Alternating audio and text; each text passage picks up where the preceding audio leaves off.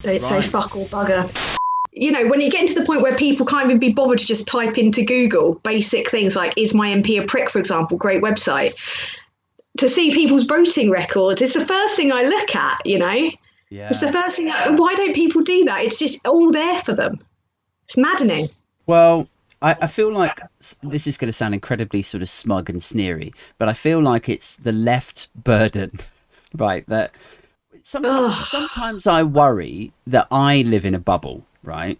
And I think that's my cross to bear. Because, like an echo chamber, you mean? Yeah, like I think to myself, well, I think Boris is a cunt. Because I read the news, I'm a news junkie. I don't just sit there reading The Guardian all day. All day long. You know, I consume from a variety of news sources, left and right and centre and whatever. And I feel confident to say that I've constructed the opinion that I think the guy is a fucking sack of dog shit. Grade A dickhead, yeah. Right.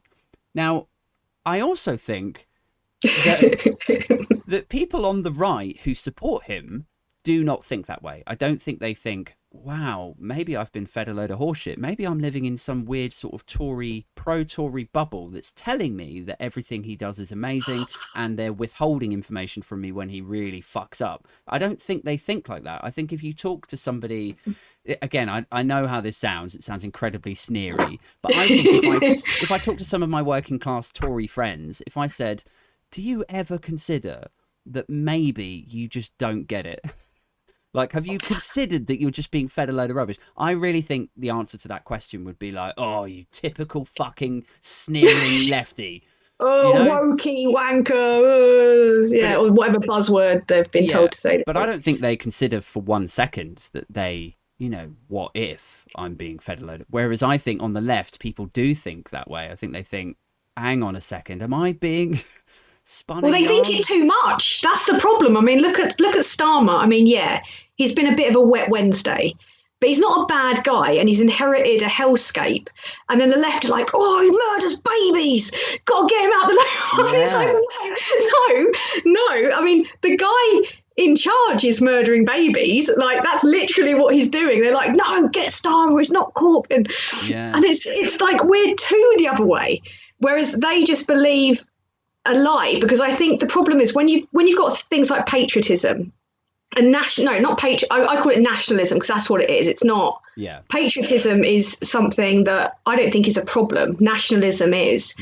But yeah, they just run with, you know, the negative aspects of what's kind of making the country go downhill. They just run with it until the bitter end because they're treating it like a football match. They're not treating it like politics. They're treating it like a game to be won. Yeah. And their guy's in the lead, so they're going to run with him. Yeah, and I think shut us down.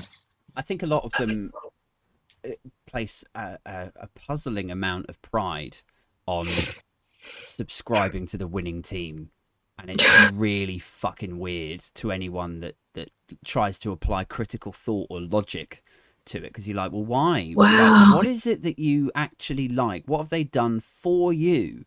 And then the answer that always comes back is like, well, they kept Corbyn out, bloody Corbyn, stupid Labour. Yeah, Labour. You know, it's just it's so predictable. It's almost like I could write the script for what they're going to say to me in reply. Right. Yeah. Every time. I know. Like, I've seen your TikToks about it, which are brilliant. And you could literally, it's like they've got this kind of like repetitive script because all they care about is winning. All they care about is being on the side of the guy that's like the most powerful, even though they're not realizing that none of us are going to win out of this. Yeah. Like, especially not them unless they're a disaster capitalist or a hedge funder or a guy that's who's on the receiving end of a tasty deal or you know, what they call contract or something like that. It's just... I'll tell you what they like. They like the political equivalent of a man who knows that his wife is cheating on him, right? He tells his friends, like, my wife's fucking cheating on me. Like, and then all of his friends are just like, well, why don't you fucking leave her then? And he's like, no, what if I'm wrong? Maybe not, you know.